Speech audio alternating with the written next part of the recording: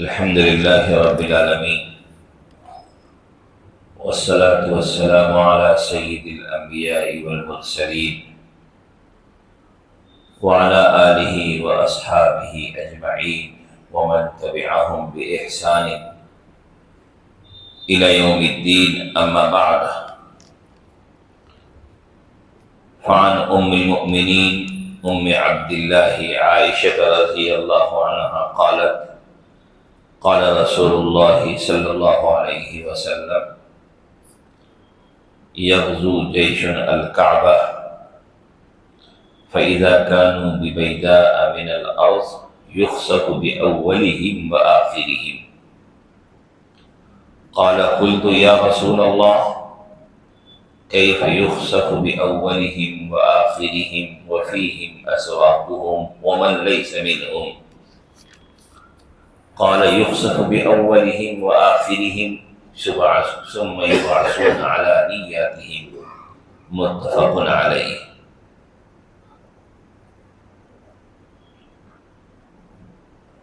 محترم حضرات، ابھی ایک حدیث میں نے آپ کے سامنے پڑھی ہے. اس حدیث کا پیغام اور اس کی تعلیم یہ ہے کہ ہر عمل کے وقت ہماری نیت اچھی ہونی چاہیے اور ہماری نیتوں کی بڑی اہمیت ہے. اچھی نیت کی وجہ سے، اچھے اعمال کی وجہ سے ہمارا انجام اچھا ہو جائے گا. وہ حدیث بہت مشہور ہے، آپ سب سنتے ہیں بار بار کہ انما الاعمال بالنیات، عمل کا دار و مدار نیتوں پر ہے. کہ اللہ کی رضا کے لیے اچھے مقصد سے، اچھی نیت سے وہ کام ہوگا تو اللہ کے نزدیک مقبول ہوگا. اور نیت میں اگر بگاڑ ہے، فساد ہے، خرابی ہے، ریاکاری کا جذبہ ہے، کوئی اچھا مقصد پیش نظر نہیں ہے، تو بظاہر عمل کتنا ہی اچھا کیوں نہ ہو، نیت کے بگاڑ کی وجہ سے وہ بے فائدہ ہے، بے اجر ہے اور اس پہ کچھ ملنے والا نہیں ہے. تو عمل وہی قیمتی ہے جس عمل کے پیچھے نیت اچھی ہو. بسا اوقات بہت چھوٹا عمل ہے لیکن اس کے کرنے کے پیچھے جذبہ اور نیت اچھی ہے تو وہ چھوٹا عمل بھی اللہ کے پاس اتنا مقبول ہو جاتا ہے کہ نجات کے لیے کافی ہے. اس لیے ہم سبوں کو اپنی زندگی میں اس بات کا اہتمام کرنا چاہیے کہ ہم چھوٹا یا بڑا جو عمل بھی کریں اس کے پیچھے اپنی نیتوں کو اچھی رکھیں تاکہ ہمارا وہ عمل ضائع نہ ہو. کیونکہ اگر نیت میں بگاڑ ہے، فساد ہے، تو پھر ہماری محنت ضائع ہو جائے گی، ہمیں کچھ اس کا بدلہ ہاتھ آنے والا نہیں ہے. اور اللہ اتنا بے نیاز ہے، اتنا بے نیاز ہے کہ وہ ادنا درجے کی نیت میں کسی چیز کی شرکت کو گوارا نہیں کرتا. وہ تو چاہتا ہے کہ بس میرا بندہ جو کچھ اچھا کام کرے صرف میری رضا کے لیے کرے، کوئی اور مقصد اس کے پیش نظر نہ ہو.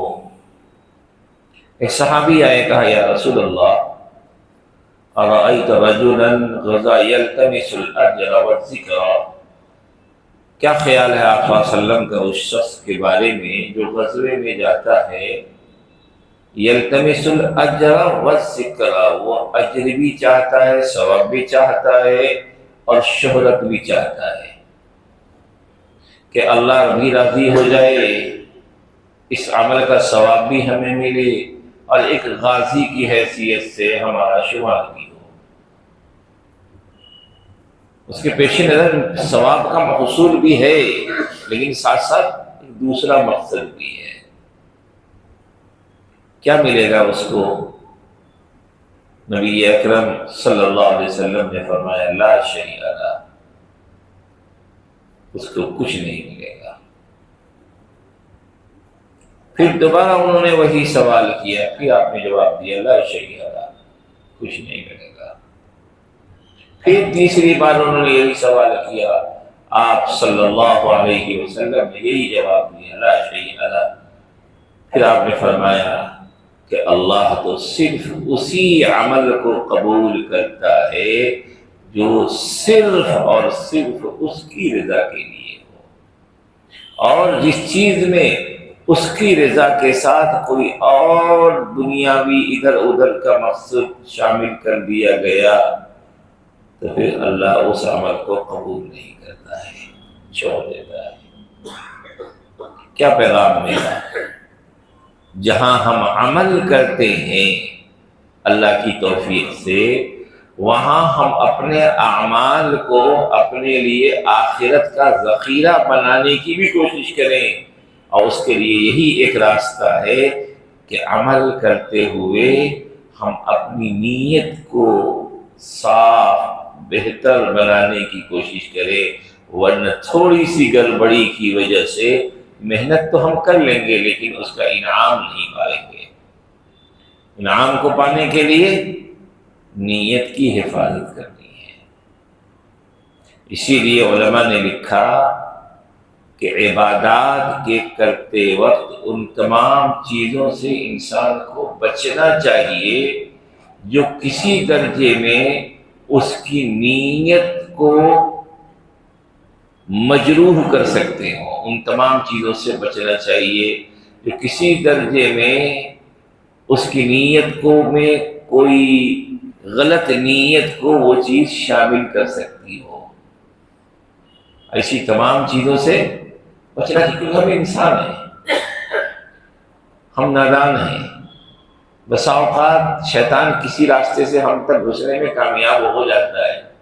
تو ہمیں اپنی عبادات کو بچانے کے لیے علماء نے لکھا کہ ہر اس چیز سے اپنے آپ کو بچائیے جو چیز کسی درجے میں آپ کی نیت کو متاثر کر سکتی ہو اور رضائے الہی کے علاوہ کوئی دوسرے مقصد کو وہ چیز شامل کر سکتی ہو۔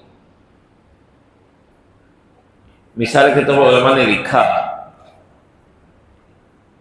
کہ کوئی صاحب حج کرنے جا رہے ہیں یا عمرہ کرنے جا رہے ہیں، تو اہم ترین عبادت کو انجام دینے جا رہے ہیں، لیکن یہ عبادت قیمتی کب ہوگی؟ جب کہ صرف اللہ کی رضا کے لیے ہو۔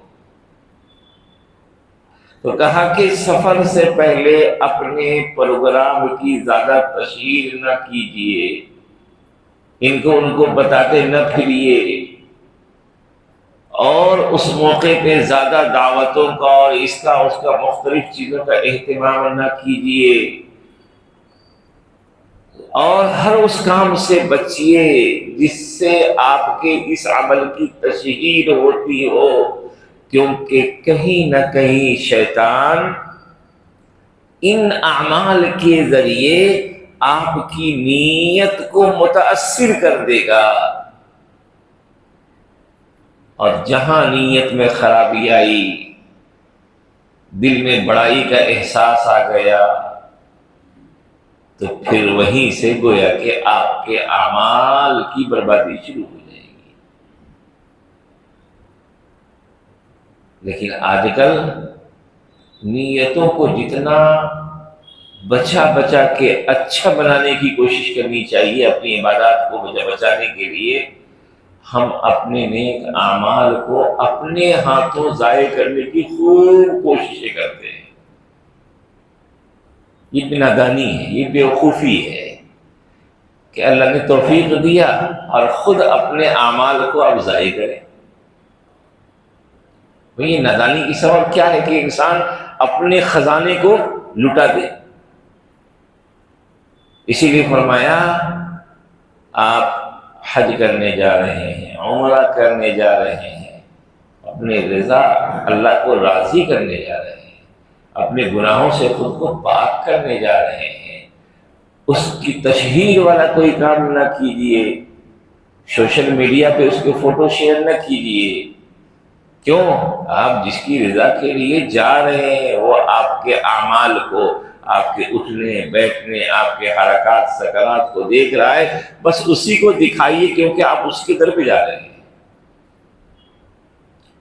تو خلاصہ یہ کہ ہماری زندگی میں ہمارے اعمال کی قبولیت میں ہماری نیتوں کا بہت بڑا دخل ہے. ہماری کوشش یہ ہونی چاہیے کہ ہم اپنی نیت میں کسی پہلو سے کوئی بگاڑ نہ آنے دیں کہ اس کی وجہ سے ہمارا اعمال ضائع نہ ہو جائے. یہ کام احتیاط ہمیں کرنا ہے. نیت کا مقام کتنا اہم ہے، جسے نبی صلی اللہ علیہ وسلم نے فرمایا اعمال کا دار و مدار نیتوں پر ہے. جیسی نیت ہوگی عمل کا ثواب، عمل کا انعام اسی اعتبار سے ہوگا. رضا الہی مقصد ہے تو وہ چیز حاصل ہوگی، کوئی اور چیز حاصل مقصد ہے تو پھر وہ چیز حاصل ہوگی، لیکن رضا الہی کا حصول نہیں ہوگا. اس کے علاوہ جو روایت میں نے ابھی پڑھی ہے اس میں ام المومنین اما عائشہ رضی اللہ عنہا فرماتی ہیں کہ رسول اللہ صلی اللہ علیہ وسلم نے ارشاد فرمایا کہ ایک لشکر کعبے کی طرف جنگ کرنے کے لیے بڑھے گا. روایات میں ہے کہ جب امام مہدی علیہ الرضوان کا مدینہ منورہ میں ظہور کا وقت قریب آ جائے گا، اور آپ سب جانتے ہیں کہ امام مہدی علیہ الرضوان مدینہ منورہ میں پیدا ہوں گے، وہیں پلیں گے بڑھیں گے، اور حسنی حسینی خاندان سے ہوں گے، حضرت فاطمہ کی اولاد میں سے ہوں گے. ان کا نام بھی محمد ہوگا اور ان کے والد کا نام بھی عبداللہ ہوگا. نبی صلی اللہ علیہ وسلم نے فرمایا یواطئ اسمہ اسمی و اسم ابیہ اسم ابی، کہ ان کا نام میرے نام کے جیسا ہوگا اور ان کے والد کا نام میرے والد کے نام کے جیسا ہوگا. تو علماء نے لکھا کہ جس طرح ہمارے آقا حضرت محمد مصطفیٰ صلی اللہ علیہ وسلم کا نام محمد ابن عبداللہ ہے تو ان کا نام بھی محمد ابن عبداللہ ہوگا. اور بعض لوگوں نے لکھا ہے کہ یہ بھی ہو سکتا ہے کہ محمد ابن عبداللہ کے بجائے احمد ابن عبداللہ ہو، کیونکہ نبی اکرم صلی اللہ علیہ وسلم کا دو نام محمد بھی ہے اور احمد بھی ہے. تو بہرحال مدینے میں پلیں گے بڑھیں گے، خود انہیں بھی معلوم نہیں ہوگا کہ وہ مہدی بننے والے ہیں، انہیں بھی یہ معلوم نہیں ہوگا. بہت تقوی طہارت والی زندگی گزاریں گے.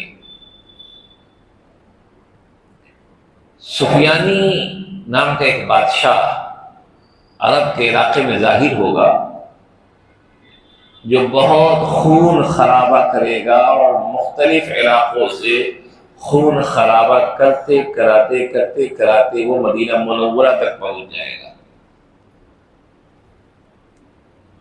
اور ہے بعض روایت میں کہ مدینہ منورہ میں بھی بہت زیادہ قتل و غارت گری مچائے گا. وہاں سے امام مہدی علیہ الرضوان اور بہت سے نیک لوگ اپنی جان کی حفاظت کے لیے مکے کی طرف چلے جائیں گے. تو جو لوگ یہاں سے مکے کی طرف جائیں گے تو یہ ان لوگوں کا پیچھا کرے گا. اسی دوران مقام بیضا میں یا ایک کھلے میدان میں وہ اور اس کی پوری فوج ہوگی کہ اللہ کی طرف سے پکڑ آئے گی، کیونکہ وہ مقام امن کو غلط مقصد کی سے بڑھ رہا ہے، مکہ مکرمہ کی حرمت کو پامال کرنے جا رہا ہے۔ اللہ کی پکڑ راستے میں آئے گی اور اسے اس کی فوج سمیت زمین میں دھسا دیا جائے گا۔ اب یہاں پہ اما عائشہ رضی اللہ تعالیٰ عنہ نے رسول اللہ صلی اللہ علیہ وسلم سے سوال کیا کہ یا رسول اللہ، وہ مجرم ہے، اس کی پوری فوج مجرم ہے، کیونکہ وہ لوگ غلط ارادے سے جا رہے ہیں، تو ان کو زمین میں دھسایا جانا تو سمجھ میں آتا ہے کہ ٹھیک ہے، ان کی پکڑ ہو گئی، ان پر اللہ کا عذاب آ گیا، لیکن آپ تو فرمانا یخسفوا بأولہم وآخرہم، اول و آخر یعنی پوری کی پوری فوج کو اور وہاں پہ جتنے لوگ موجود ہوں گے سب کو دھسا دیا جائے گا۔ تو یا رسول اللہ، اس میں تو کئی لوگ وہ بھی ہوں گے جو اس کی فوج کا حصہ نہیں ہوں گے، بلکہ بازار میں کسی ضرورت سے آئے ہوں گے، کسی کام سے آئے ہوں گے، وہاں پہ آس پاس میں ہوں گے، تو ان کی کیا غلطی؟ وہ بھی دھسا دیے جائیں گے۔ تو نبی اکرم صلی اللہ علیہ وسلم نے فرمایا کہ ہاں، جب عذاب آئے گا تو اس کی زد میں تو وہ لوگ بھی آ جائیں گے جو اس کی فوج کا حصہ نہیں ہے لیکن وہاں پر موجود تھے آس پاس میں، لیکن ثم یبعثون علی نیاتہم، کہ وہ اپنی نیتوں کے مطابق دوبارہ اٹھائے جائیں گے میدان محشر میں۔ وہ ان برے لوگوں کے ساتھ نہیں اٹھائے جائیں گے، بلکہ ان کی یہ موت شہادت کی موت ہوگی، اور اپنی اچھی نیت، اچھے اعمال کی وجہ سے ان کا حشر ان کے ساتھ نہیں ہوگا، بلکہ ان کے ساتھ جو ایک حادثہ پیش آیا اس کی وجہ سے ان کے درجات بلند بھی ہوں گے، اور ان کی نیتوں کی وجہ سے، ان کے اعمال کی وجہ سے ان کا حشر اچھے لوگوں کے ساتھ ہوگا۔ تو دیکھیے کہ یبعثون علی نیاتہم، اپنی نیتوں کے مطابق ان کو اٹھایا جائے گا۔ گویا کہ اچھی نیت ہوگی تو اللہ تعالیٰ اس کی نیت کی برکت کی وجہ سے اسے ظالمین میں شامل نہیں کریں گے بلکہ نیک لوگوں میں شامل کریں گے۔ یہی علماء نے ایک بات لکھی ہے اور آج کے دور میں اس کی بڑی اہمیت ہے کہ دیکھیے، اللہ کا جب عذاب آتا ہے تو وہاں پر اس کی زد میں جو بھی ہو سب آ جاتے ہیں۔ وہاں پہ عذاب میں کہ ان پر ان کو مسلط کیا جائے، ان کو نہیں، ایسا نہیں، اس کی زد میں سب آ جاتے ہیں۔ جیسے مثال کے طور پر کہیں پر طوفان آتا ہے، کہیں زلزلہ آتا ہے، کہیں کوئی اچانک کوئی حادثہ ہو جاتا ہے تو اس کی زد میں تو سب آتے ہیں، لیکن زد میں سب آنے والے میدان محشر میں سب یکساں نہیں ہوں گے، اچھے اچھوں کے ساتھ اٹھائے جائیں گے، برے بروں کے ساتھ اٹھائے جائیں گے۔ لیکن یہاں پر علماء نے لکھا کہ یہ حدیث یہ بھی بتا رہی ہے کہ ہمیں ایسے لوگوں کے پاس سے دور ہی رہنا چاہیے، کیونکہ جب ان پر عذاب آئے گا تو اس کی زد میں ہم بھی آ سکتے ہیں۔ اسی لیے علماء نے لکھا کہ جہاں پہ اللہ کی نافرمانی کا کوئی کام ہو رہا ہو، کوئی کام کچھ لوگ اللہ کو ناراض کرنے والا کر رہے ہوں، کوئی برائی ہو رہی ہو، کفر شرک کا عمل ہو رہا ہو، تو پھر وہاں پہ اہل ایمان کو نہیں جانا چاہیے، ویسی جگہوں سے دوری بنانی چاہیے، کیونکہ اگر ہم وہاں جائیں گے تو وہاں پہ نازل ہونے والے غضب اور نازل ہونے والے عذاب میں ہم بھی گرفت میں آ سکتے ہیں۔ اسی لیے فرمایا کہ معصیت کی جگہوں سے دور رہنا بھی اہل ایمان کی ذمہ داری ہے۔ عبداللہ ابن عمر رضی اللہ تعالیٰ عنہ کی ایک روایت ہے، وہ فرماتے ہیں کہ مسلمانوں کو چاہیے کہ جن جگہوں پہ غیر مسلمین اپنے مذہبی رسومات کو انجام دیتے ہیں، کفر و شرک والے کام کرتے ہیں، وہاں سے دور ہی رہیں، کیونکہ وہاں پہ اللہ کی ناراضگی نازل ہوتی ہے۔ جتنی دیر یہ وہاں پر رہیں گے اللہ کی رحمت سے دور، اللہ کی ناراضگی کے سائے میں رہیں گے۔ اس لیے ایسی جگہوں سے ہم لوگوں کو دور ہی رہنا چاہیے۔ عام طور پہ ایسی جگہوں پہ گھومنے کے لیے جانا یا کچھ دیکھنے کے لیے جانا، ممکنہ حد تک کوشش ہو کہ ایسی جگہوں پہ ہم نہ جائیں جہاں پہ اللہ کو ناراض کرنے والا کوئی عمل ہو رہا ہو۔ یہ بھی ہماری ذمہ داری ہے۔ تو بہرحال نیت کی وجہ سے میدان حشر میں ان کا اچھے لوگوں کے ساتھ اللہ تعالیٰ حشر کریں گے۔ یہ ہے نیت کی اہمیت۔ ایک روایت ہے، نبی اکرم صلی اللہ علیہ وسلم غزوہ تبوک سے واپس آئے، اور یہ غزوہ تبوک اسلامی تاریخ کا بہت اہم ترین غزوہ ہے، اور بہت مشکلات سے دوچار ہو کر کے بہت سخت حالات کا مقابلہ کرتے ہوئے صحابہ نے اس غزوے میں شرکت کی تھی۔ لیکن کچھ صحابہ خاص مجبوری اور عذر کی وجہ سے شرکت کا ارادہ کرنے کے باوجود، شرکت کی تمنا کے باوجود اس میں شریک نہیں ہو سکے بعض صحابہ۔ تو روایت میں حضرت انس رضی اللہ تعالیٰ عنہ فرماتے ہیں کہ نبی اکرم صلی اللہ علیہ وسلم نے فرمایا کہ دیکھو کچھ لوگ ہیں جو مدینے میں ہمارے پیچھے رہ گئے، وہ نہیں آ سکے ہمارے ساتھ، وہ ہمارے ساتھ کسی پہاڑ کی گھاٹی سے نہیں گزرے، کسی وادی سے ہمارے ساتھ نہیں گزرے، لیکن وہ ہر قدم اجر میں ہمارے ساتھ ہیں۔ اجر میں وہ ہر قدم ہمارے ساتھ ہیں، لیکن وہ ہمارے ساتھ حقیقت میں ہے نہیں۔ کیوں؟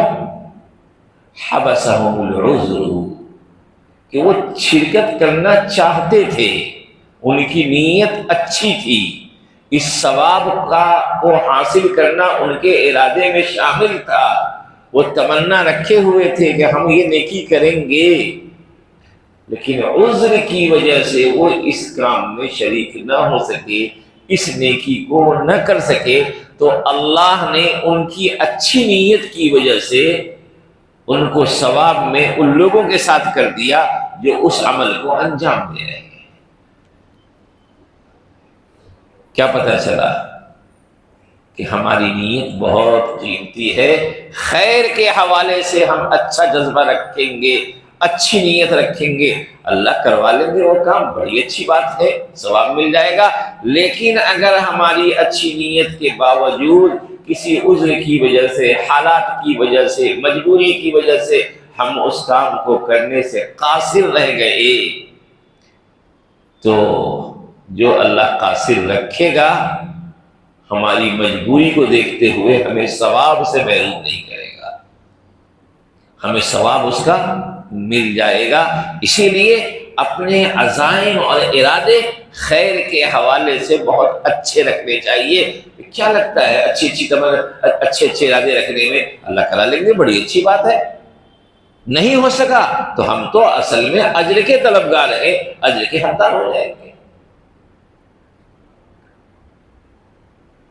تو بہرحال ان چیزوں سے پتہ چلتا ہے کہ ہمیں اپنی نیت کو اچھی بنانے اور اچھی رکھنے کی کوشش کرنی چاہیے، اور خیر کے حوالے سے ہمیشہ اپنے جذبات کو بلند رکھنا چاہیے کہ ہم یہ نیکی کریں گے، یہ نیکی کریں گے، یہ نیکی کریں گے، تاکہ نیکی ہو گئی ثواب ملے گا، نہیں ہوئی تو بھی ہم محروم نہیں رہیں گے، ہم اس نیکی کو کرنے والے اور پانے والے بن جائیں گے۔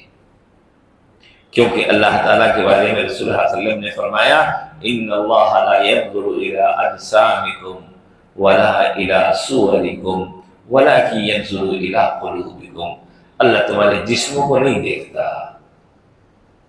اللہ تمہارے جسموں کو نہیں دیکھتا، تمہاری صورتوں کو نہیں دیکھتا، بلکہ وہاں تو کسی کی شکل و صورت کو دیکھ کر عمل کا اجر متعین کرنے کے بجائے عمل کرنے والے کے جذبے اور دل کو دیکھا جاتا ہے کہ اس عمل کے کرنے والے کے دل میں اس عمل کرنے کے پیچھے کیا جذبہ ہے، کیا نیت ہے۔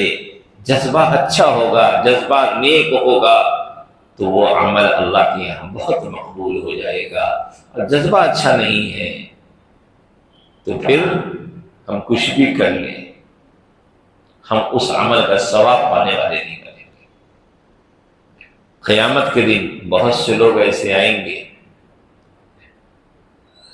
ان کو بظاہر لگے گا کہ میں نے بہت سی نیکیاں کی ہیں، کیونکہ ان کو اپنی نیکیاں دکھ رہی ہوں گی، لیکن ان نیکیوں کے کرتے ہوئے انہوں نے جو اپنی نیتوں میں غیر اللہ کی چیزوں کو شامل کیا تھا، اپنی نیتوں میں بگاڑ جو رکھا تھا، تو پتہ چلے گا کہ کام تو ہم نے کیا، انعام ہم نہیں پائے۔ کام ہم نے کیا لیکن انعام ہم نہیں پا سکے۔ انعام پانے کا واحد راستہ ہے کہ اس کام کے پیچھے بس ایک نیت ہو، ہمارا اللہ راضی ہو جائے،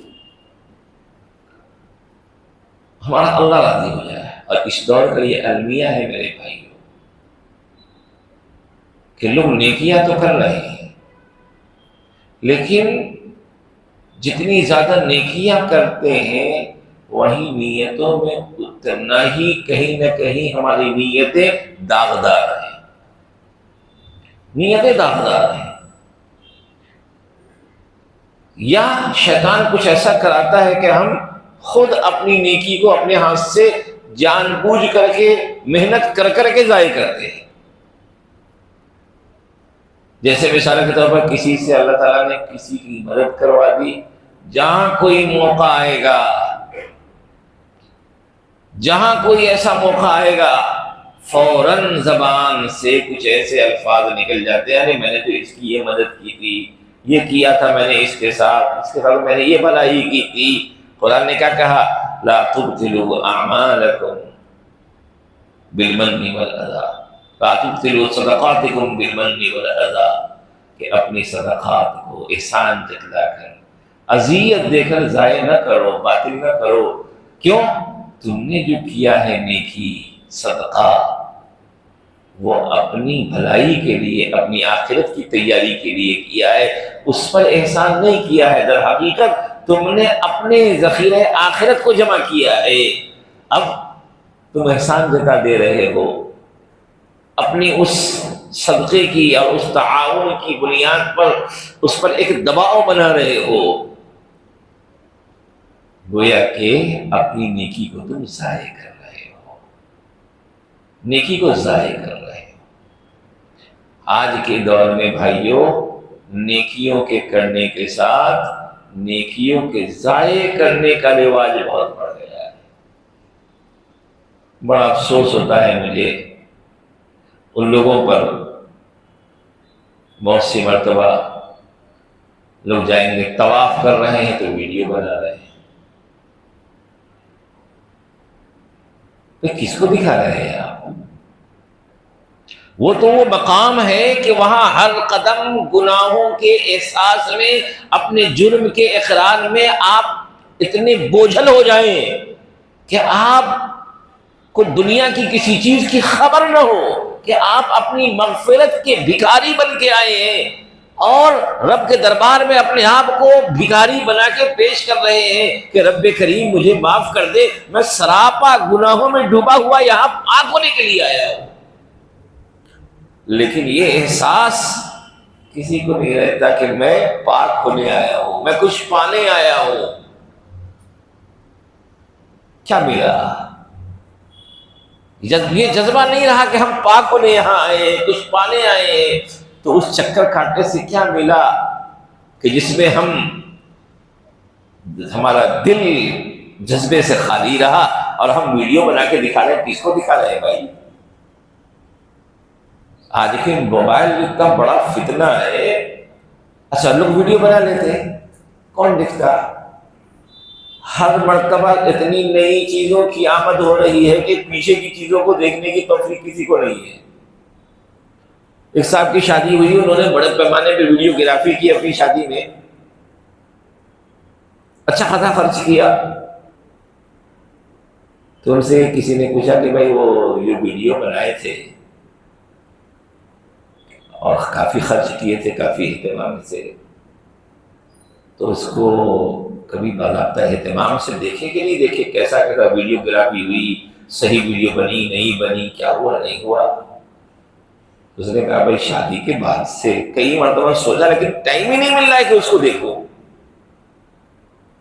کیونکہ انسان کی زندگی میں ہر دن کچھ نئی ایسی چیزیں ہیں کہ پیچھے کی طرف مڑنے کی زیادہ انسان کو فرصت ہے نہیں.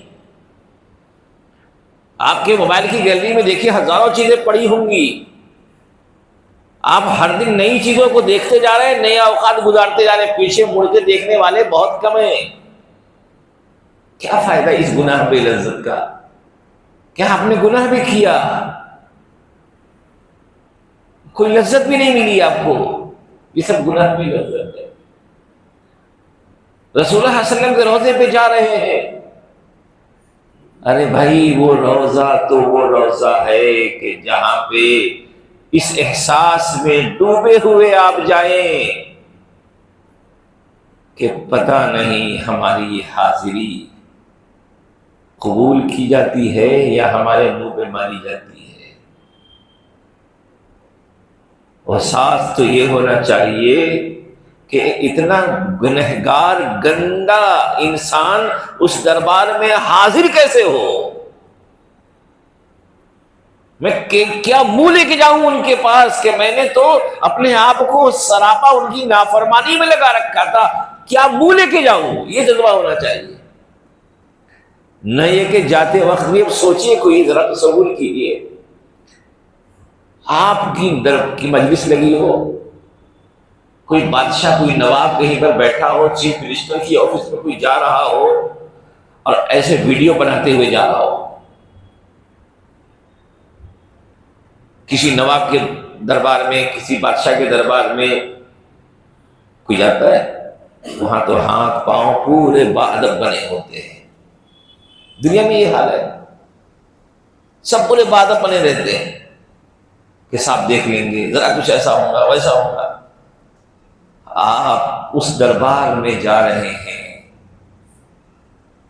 کہ پوری دنیا کی شہنشاہیت اس دربار کی غلام ہے، اور وہاں بدتمیزی کے ساتھ، بے ادبی کے ساتھ جا رہے ہیں. یہ سب چیزیں کیا ہے؟ شیطان ہم سے ان کاموں کو کرواتا ہے تاکہ ہماری نیکیاں ہمارے منہ پہ مار دی جائیں، ہم محنت کر کے بھی محروم رہ جائیں. آج دنیا ان کاموں میں بہت لگ گئی ہے، اور موبائل، سوشل میڈیا اور وغیرہ وغیرہ نے انسانوں میں ان چیزوں کا ایسا دھن پیدا کر دیا ہے کہ اس کے چکر میں ہم اپنے اوقات کو تو ضائع کرتے ہی ہیں، اپنی نیکیوں کو بھی ہم ضائع کر لیتے ہیں. اس لیے بھائیوں، ہماری زندگی میں ہماری نیکیوں کی بڑی اہمیت ہے. جب بھی اللہ کسی نیکی کا موقع دے، فوراً توجہ کے ساتھ اپنی نیت کو اچھی کیجیے تاکہ وہ آپ کی محنت آپ کے لیے مفید ثابت ہو. ورنہ نیت کی خرابی آپ کو کہیں کا نہیں چھوڑے گی.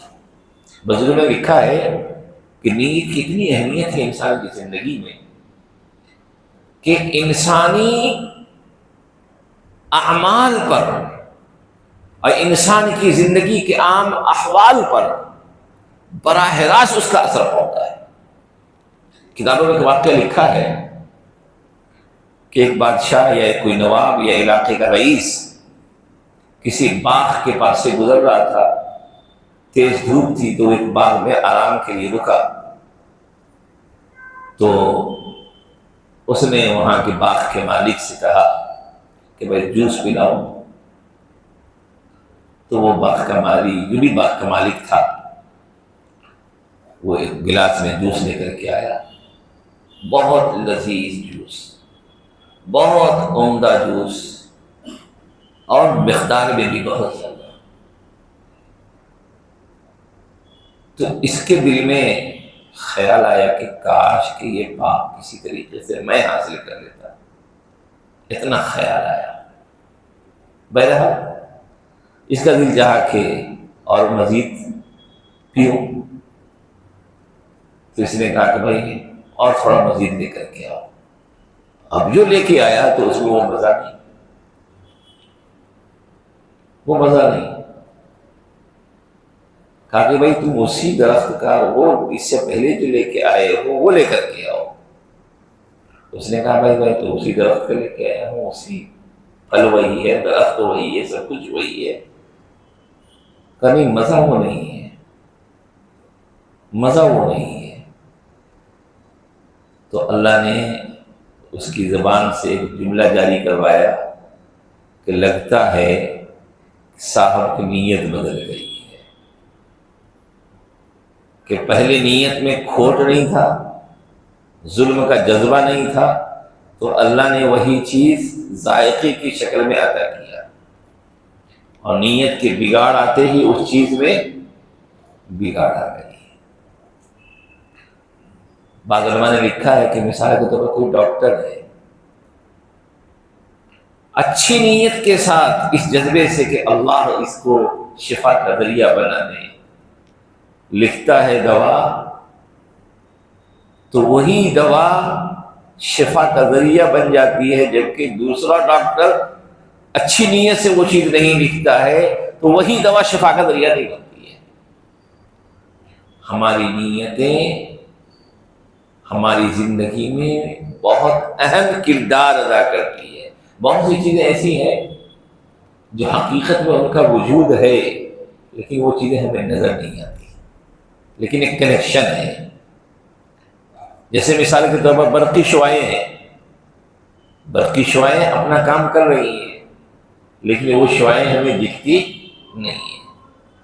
تو ایسی ہی نیتوں کا انسانی زندگی پہ گہرا اثر پڑتا ہے، اور نیتوں کے مطابق اثرات ظاہر ہوتے ہیں۔ یہ اور بات ہے کہ ہمیں وہ چیز دکھتی نہیں ہے۔ اس لیے بھائیوں، ہم سب عبادات میں اپنی نیتوں کو ہمیشہ اچھی کریں، اور کوشش کریں کہ اس میں کوئی اور مقصد شامل نہ ہو۔ اللہ سے دعا ہے کہ اللہ تعالی ہم تمام لوگوں کو صحیح فکر و عمل کی توفیق نصیب فرمائے۔ وآخر دعوانا الحمدللہ۔